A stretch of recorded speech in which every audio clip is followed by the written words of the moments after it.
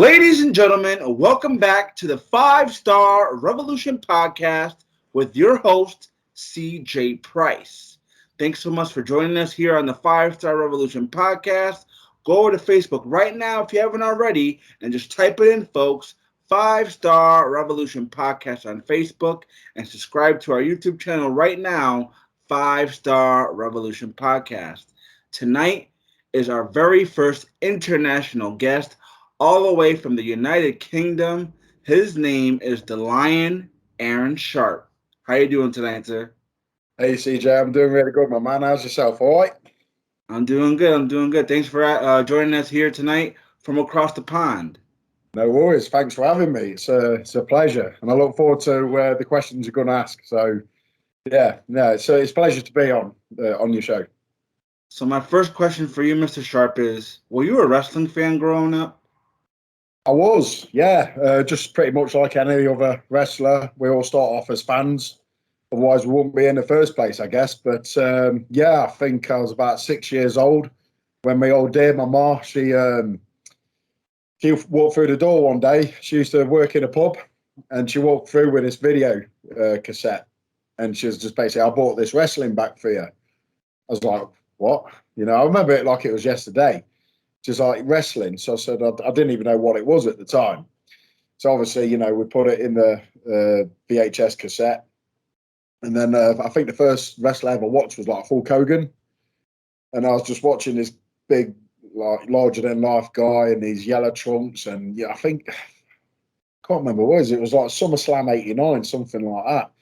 But, watching these larger than life characters, and straight away I was just like, the fans' reaction to them and the way they portrayed themselves, I was just like, wow, I was just hooked to it from like the age of 6. And if I'm honest, I think like it never left me up until when I actually started to learn to wrestle myself. And then I kind of looked at everything from a different perspective. But I was a wrestling fan for many years. I still am, to be honest with you. Still am. I love to watch more of the old school stuff though. So who was your favorites growing up when you were a child? Okay, so when I first started watching it, obviously it was Hulk Hogan. He was the guy that was in everybody's face. He was the one put out there, and it was just like, he was the real American one. He is the dream for the kids to grow up to idolize and be like that. But as I got that little bit older, I started to appreciate more the wrestling side of things from the likes of Shawn Michaels, Owen Hart, Bret Hart, guys like that, British Bulldog, Davey Boy Smith. Macho Man and Randy Savage, sort of like appreciating their work as well, And then obviously, as I went into my teens, it was more like I used to like guys like Kurt Angle and Eddie Guerrero, and that's when I really started getting into the actual wrestling side of things rather than just the entertainment side. You know what I mean? So, over the years, there's been so many who I've really like idolized. But I think if you ask me my favorite of all time, and this is any wrestler in any company around the world, I think my favourite would have to be Eddie Guerrero, to be honest. That's a great choice, man. He's a great wrestler. God rest his soul. He was one of the best out there, man. So that's a great choice.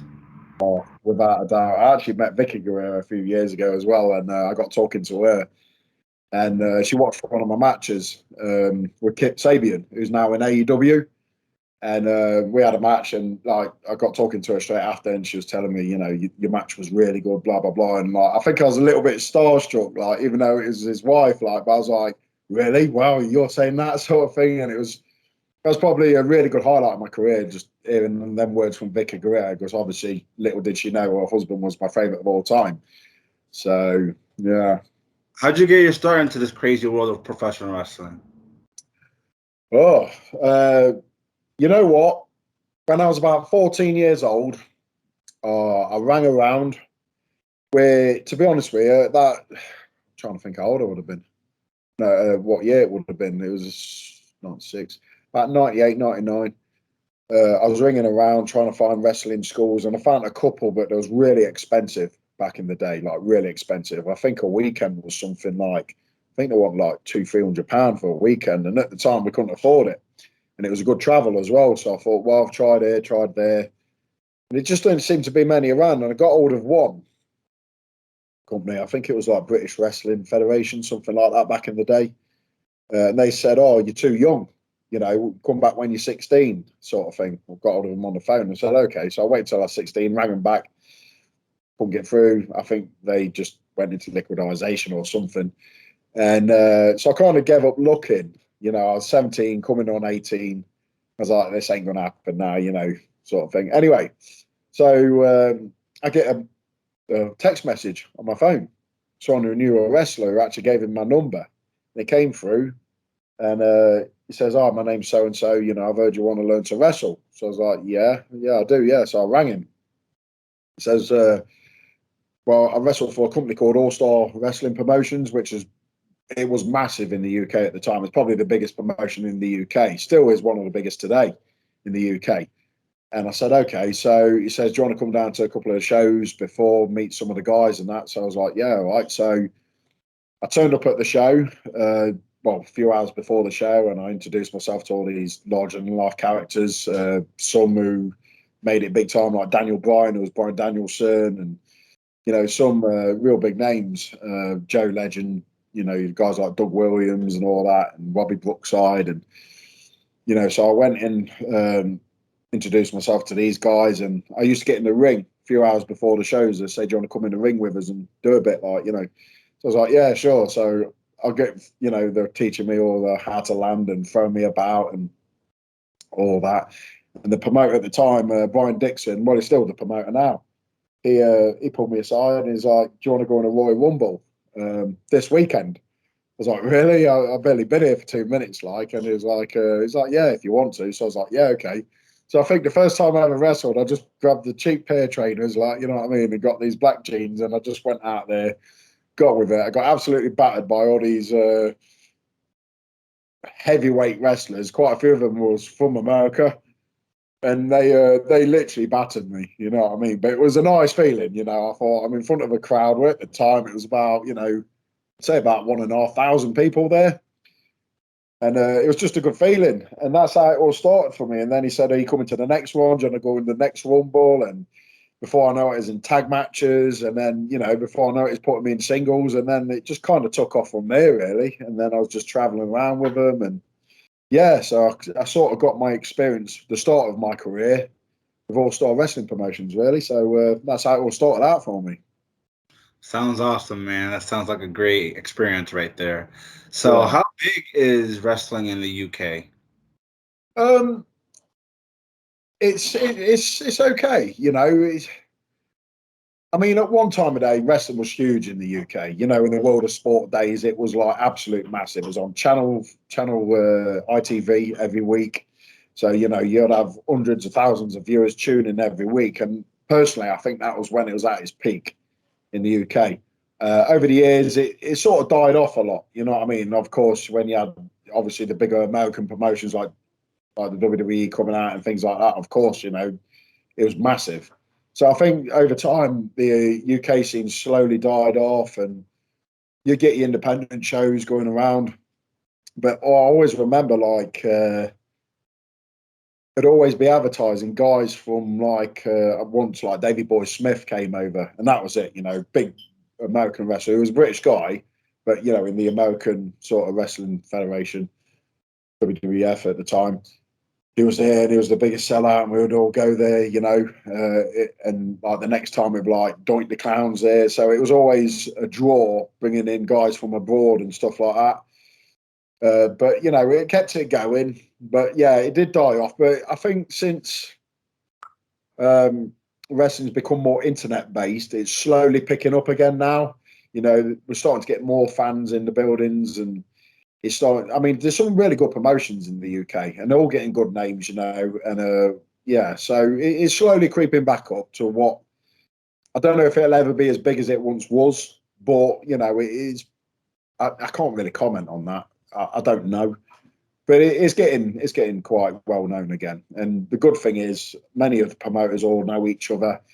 They all get along, and you know, a lot of wrestlers pass between different promotions and things like that. So it's a nice environment to be around, really. So, you mentioned that you wrestled Kip Sabian and met people like Vicky Guerrero. Are there any other wrestlers or legends that you've shared the locker room with? Yeah, I mean, well, going back, I mean, we're talking over the years now. Sheamus, before he went in WWE, met him a couple of times in the locker rooms and things. I have wrestled like the likes of Alberto Del Rio. I've shared the ring with Daniel Bryan when he was Bryan Danielson, but I was just a kid at the time. And to be honest with you, I mean, I don't even know if he'll recognise me now. I've changed so much since I knew him. Like, you know, I used to drive him to the airport and stuff like that when he was going back. So we got on really well. But he was a tough guy, and as he always is. And I always remember once he nearly bust my nose, like, you know, claret everywhere. It was only a rumble. We sent me to a post, and this great big elbow come towards me, and before I knew it, I was just where am I? Like, you know what I mean? But it's a tough sport, you know. But I mean, he's done amazing with his career. But yeah, you know, I've tagged up with the likes of X Pot, who was in D-Generation X, and I've wrestled recent guys like Magnus, who's Nick Aldis. He was former TNA world champion. Yeah, you know, there's been quite a few guys over the years where I've wrestled, some pretty good names, and shared the locker room with. You know, I mean, you go back as far as you want from the '90s, like Razor Ramon, Luke from the Bushwhackers. You know what I mean? Alondra Blaze, Victoria from WWE. You know, when they all came over here and there was on independent shows and that, I got to meet plenty of them. Like, you know what I mean? And I got on really well with a lot of them, especially Scott Hall. He was a really cool guy. You know what I mean? I'm not in touch with him anymore, but I used to get on with him really well.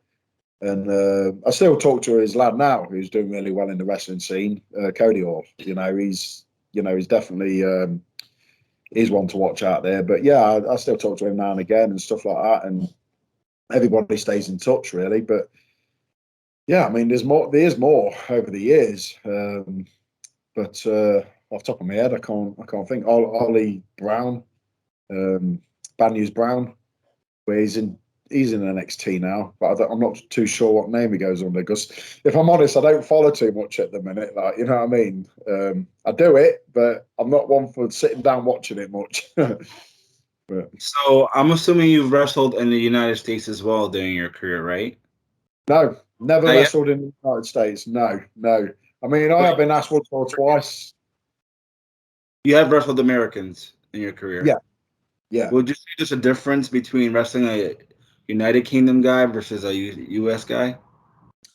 Yeah, there is. I mean, it's different styles. I mean, you've got the American style, you know, and the British got their own style as well. Um, so, you know, when the Americans come over, we learn off of them. You know, we've learned their style, and it's all right watching it, but going in the ring with it is totally different. You know what I mean? And then obviously the British style is slowly over the years, it's kind of faded away, but it's still there, if you know what I mean. Personally, I love the British style of wrestling. You know what I mean? And I love the American wrestling, and I enjoyed both of them, to be fair. So I like to go in and wrestle, you know, the British way and the American way. And the good thing is, when the Americans come over, we, like I say, we learn off them, and they can learn our style off us. And I think that's where sometimes it creates a good bond with each other. You know what I mean? You're always learning. Same with Mexicans. You know, they come over or we go over there. There's so many different styles we learn from each other. You know, I think it's amazing, really. But yeah, definitely different styles. I suppose it's like that wherever you go. You know what I mean? So, you know, when you skip like the States, Britain, Mexicans, they've all got their own What's stopping ways. you from coming over to the United States and wrestling over here? Um, Nothing's really stopped me. I've just never. I've been asked once or twice. You know, I've been told if you come to America, you know, there's shows over there for me that, you know, promotions can put me on and things like that. But it's just I don't know. I don't really. I haven't got an answer for that one. I've just never really had the. I wouldn't say drive to up and go, because I've wrestled in other countries. It's just America's just not one that's really where it's been like, oh, you're booked over here, you need to fly over here. It's always been one of the things. You know, if you want to come over here, we'll give you loads of wrestling work to do and stuff like that. So yeah, it's maybe it'll happen. Maybe it'll happen soon. I'm always well, I'm not getting any younger, but maybe we'll see. Hey man, I was gonna say because you have a great look and you're all buff and jacked. So I think you will do a good over here in the United States wrestling scene. Yeah, thanks, man. Yeah, well, hopefully, well, you never say never. Um, yeah, I still think I got a few more years left in me. You know. So I noticed that you have a shirt on that says LWP. Is that your promotion? And can you talk a little bit about that? Yeah, sure. I mean, that started off this year. I've been wrestling, like I say, for years, and if I'm honest, I suffered a leg injury 2 years ago, and it was pretty bad. And I thought, I don't know if I can wrestle much more, and a lot of changes was going off in my life. You know what I mean? A few ups, a few downs, and that. And I thought, you know what? I think I'm going to lace up my boots. And my girlfriend, she basically said to me, "You can't lace your boots up yet," basically, And then she put the idea into my head, why don't you start off, your own promotion? And I was like, well, you need a bit to start that off and that. And before I knew it, like, she's a good girl, but she was like, right, I'll do it then. And you helped me out. So she kind of set it up, sort of thing. Obviously, I know what strings to pull and stuff like that. But yeah, she's the boss, and I'm, as they like to think they are. But it's yeah. So we started off with a training school, which is getting better. You know what I mean? It started off quite small, and the numbers are slowly adding up, which is doing really well. And then we just thought, should we start putting on some shows and stuff? So yeah, it's been a good start. We've got shows to look forward to. You know what I mean? Some good shows that she's investing in and stuff like that. And she's new to promoting. She's never done it before. She's never wrestled before in her life. She's new to it all, but she's easy to get on with. So she gets on with all the wrestlers even better than I do. They all go to her, like, you know what I mean? Sabrisis, we've got bookings that and blah, blah, blah. So she's well liked in the short space of time she's been doing it. But yeah, it's slowly starting, but we've got aims to try and take it a bit bigger, as far as we can. But we started off really good. Sounds like a good time, man. I wish you the best of luck with that. Pleasure, man. Thank you. So, do you mind explaining to the fans who don't know who you are about Aaron Sharp, the character? Yeah, sure. So, like I said, okay, so when I was 17, I went through so many different names. I didn't really come up with a name myself.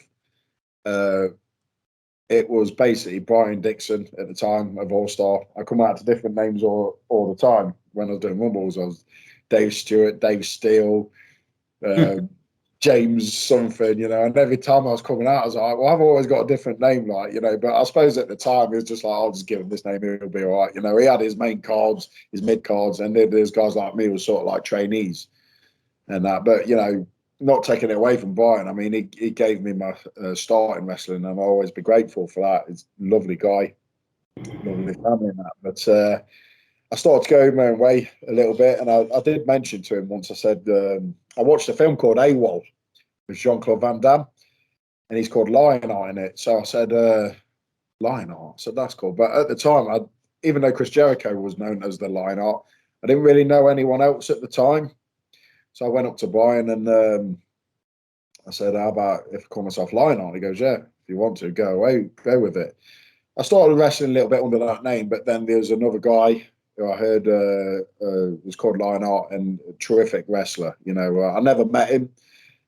Adrian McCallum, I think that's his surname, yeah, but he was called a Lionheart, and I thought, okay, so I've got to change, I'll just change it. So I thought, what can I come up with?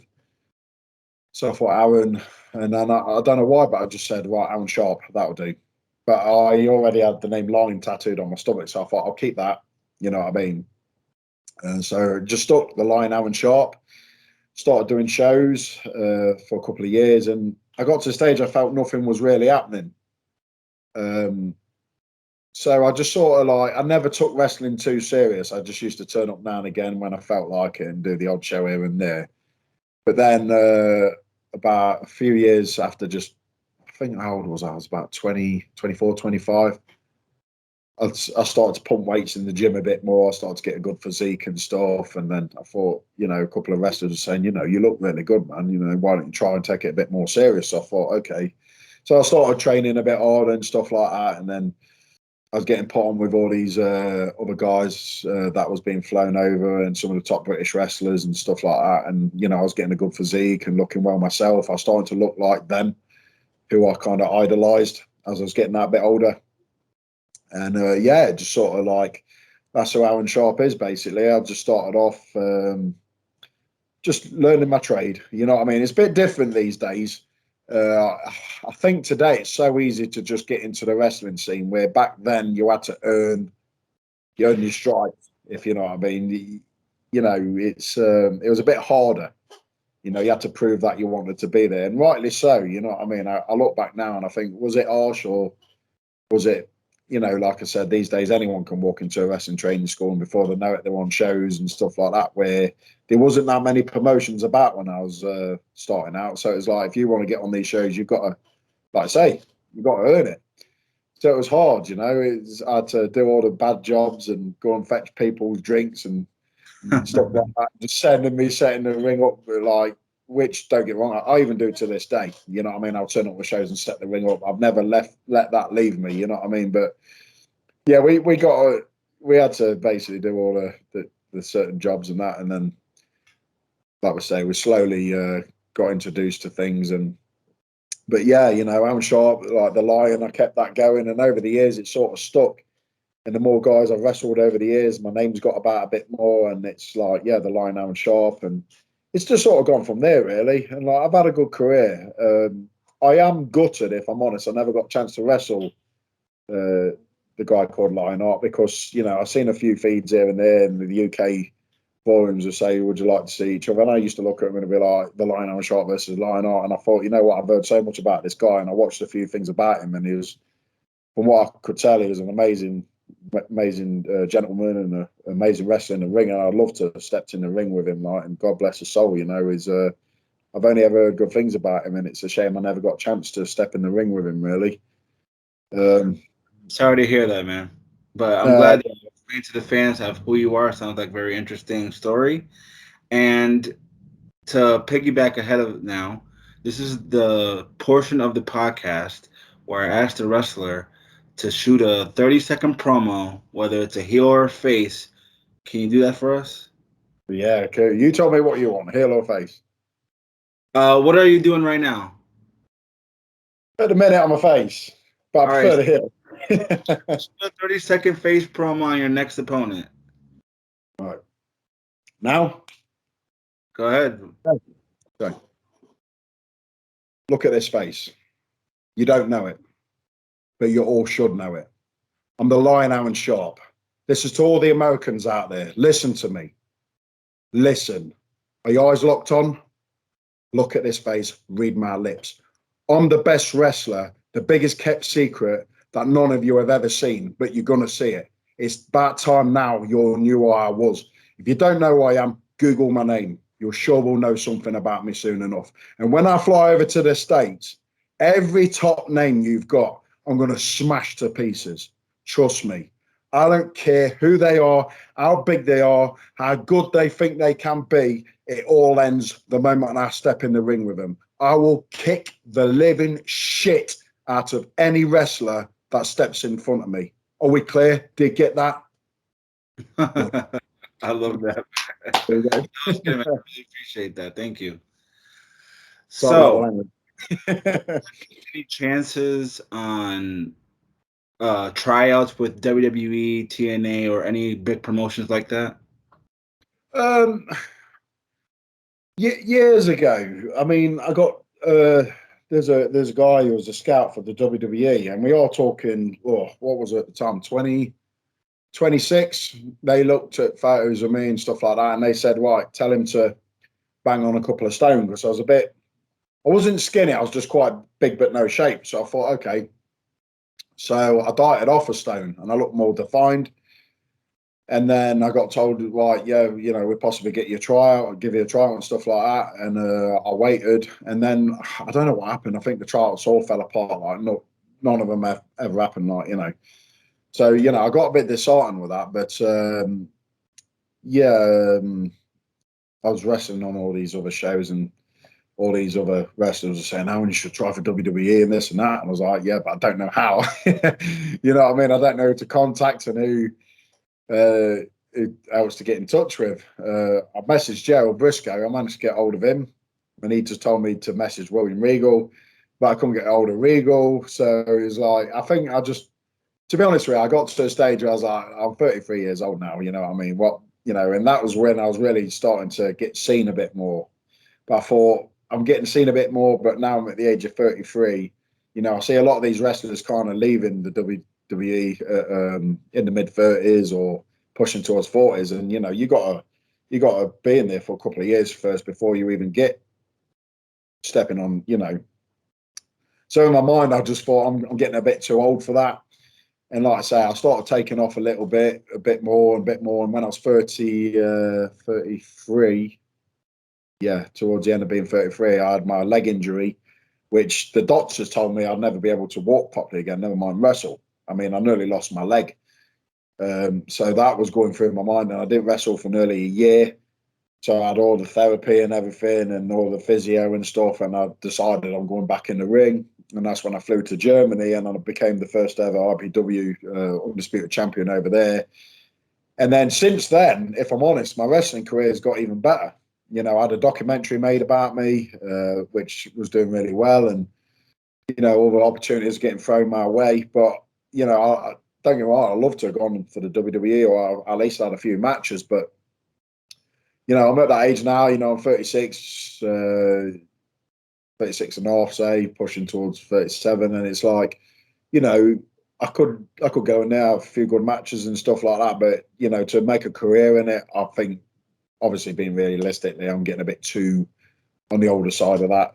But all these up and newcomers, if they ever said to me, do you want to just go in and give a bit of an hand or whatever, then yeah, I think I'm one of these guys. I'll happily do anything. You know what I mean? Just to do something. I've always been like that. Whether it's to do with acting or wrestling or anything, any opportunities come my way, I find it odd to say no. So I'm always open to anything. But yeah, I think as from things like that, I think, to be honest with you, if it happened to be 10 years ago, it would have been a lot better. But now it's just like, I've got to think about the realistic side of things. Hey, But man, yeah, never say never. Never say never. You still might have a chance. yeah, never say never. That's one thing I say to everybody: never say never. So yeah, who knows? You know what I mean? If any opportunities come my way, I'd say yes. I know I'd say yes. You know what I mean? Very, very rarely I'd say no about anything, really, because I'm all about life experiences. Everything's a good experience, even if it's good or bad. You can always learn from it or progress from it. So yeah, I'm pretty much open to anything. So speaking about experiences, what's one thing you wish you knew that you know now? Oh, one thing I wish I knew. Look after number one. I think that's it. I think my problem was, looking back now, what I would change is, don't get me wrong, I'm a very loyal person. I'm very, very loyal. But sometimes my loyalty has overtook me pushing myself out there, if that kind of makes sense. So you've got to find a balance. You know what I mean? I've turned down shows out of loyalty to try and keep other promoters and things happy and stuff like that. And not even that. I think just from my own mindset, really. I've always been very loyal and stuff, but sometimes it doesn't always do you favors. You got to learn the balance. At the end of the day, if I was to say to someone younger than me now, I'd say, look, you've got to push yourself out there. No one's going to do it for you. And sometimes you might offend people if you try and, take a few stepping stones, or people might think you're like, how can I put it, disrespecting them, where you're not. You're just trying to up your career. You know what I mean? There's so much in the wrestling world.